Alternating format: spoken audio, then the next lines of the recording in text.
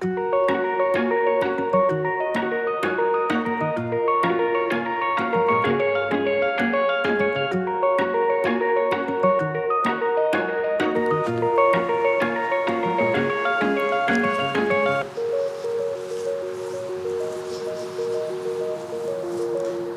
number one reason to stick with the EOS R in 2020 is the price. You can't really beat $17.99 for what you're getting in the EOS R, especially as compared to the other two cameras. The main reason that I wanted the R6 was for the IBIS and the dual card slot. But the dual card slot isn't going to record for video, just for photos, so that's basically useless for me. Considering that the EOS R was the top of the line mirrorless camera when it came out, as opposed to the RP, and that the R6 is technically not the top of the line camera, it's actually a lower grade camera. And I think now that I've found out some of the features actually are a little more low grade compared to the R, that really sells it for me to stay with the EOS R. Also, if you spend $17.99 on the body, you are saving, I don't know, $600, $700, $800, I'm not even sure, $800 or something that you can put towards my next point, which is the RF glass. I think the RF glass is going to make a much bigger difference than if I was to upgrade my body. If the R6 even is an upgrade to the EOS R. So for me, I feel like the big bang in my photos is going to be the glass, not the body.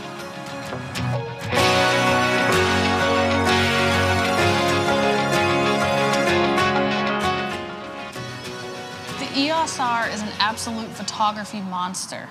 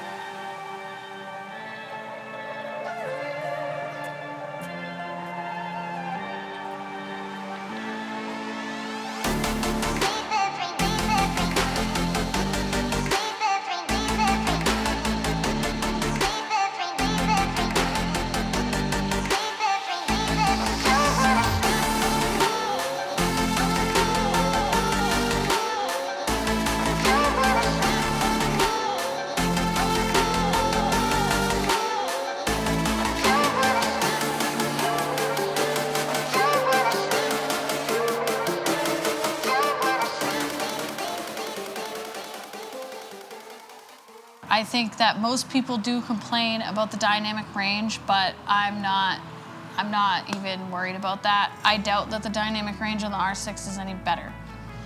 I was also very worried about the 20 megapixel situation. I was ready to say, I don't care, it's enough, like I shouldn't be worried about it, until I found out about one thing for my hybrid workflow that essentially ruined the R6 for me.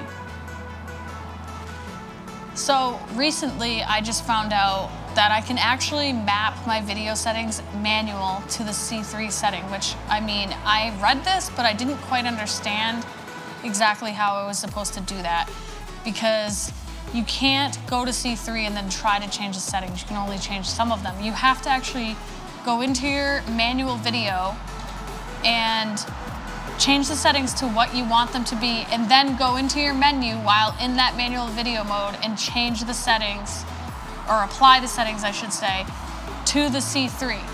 What that means is if I'm shooting hybrid, like at a wedding, which is a lot of what I'm doing, I can then be snap, snap, snap, snap on the shutter, and then in the very second later, I can push the record button. The record button is the C3 settings.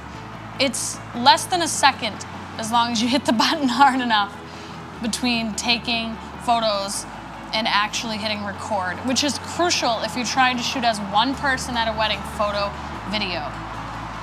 Found out this is not possible on the R6. I haven't touched the camera, but I found out from someone that has the camera, there's no way to manually map your settings on that camera to the C3, because there's a dial, which I believe is also on like the 6D, and some of the lower end cameras have that dial that goes from manual to video to AV to shutter priority or whatever you want to use. And on the EOS R, you have the mode info button, so it's completely different. That is basically the deal breaker for me, and why I really finally decided to stick with the EOS R.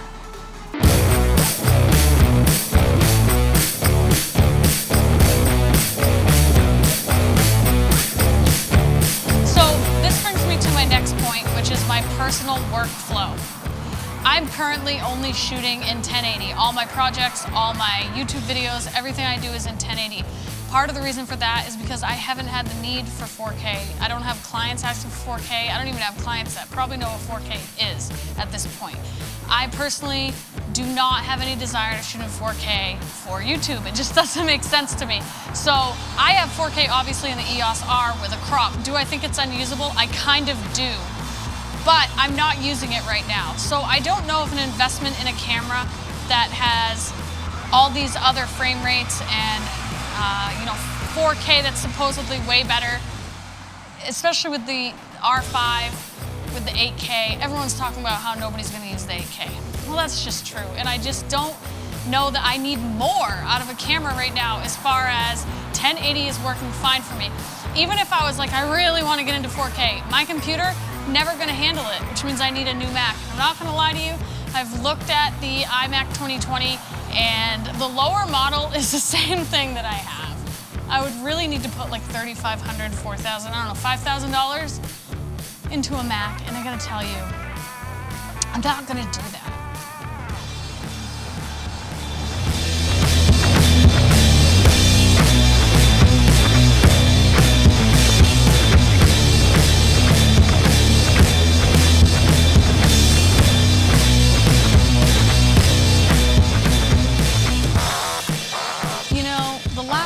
That I'd like to make is that, just want to touch on it, the R6 does have overheating problems. I don't want to talk about it, but it does, and I don't want to deal with it. So the other thing is, who knows what else this camera's going to do and not do. People have not used it, especially the R6. People are all over YouTube talking about the R5 and the problems with it. They're not talking about the R6, and I don't really want to spend all that money to find out that there's just something about it that I really don't like. So in conclusion, I'm sticking with the 2 EOS Rs that I have, and there is a definite chance that I might sell my 60 Mark II and get a 3rd EOS R. Only time will tell.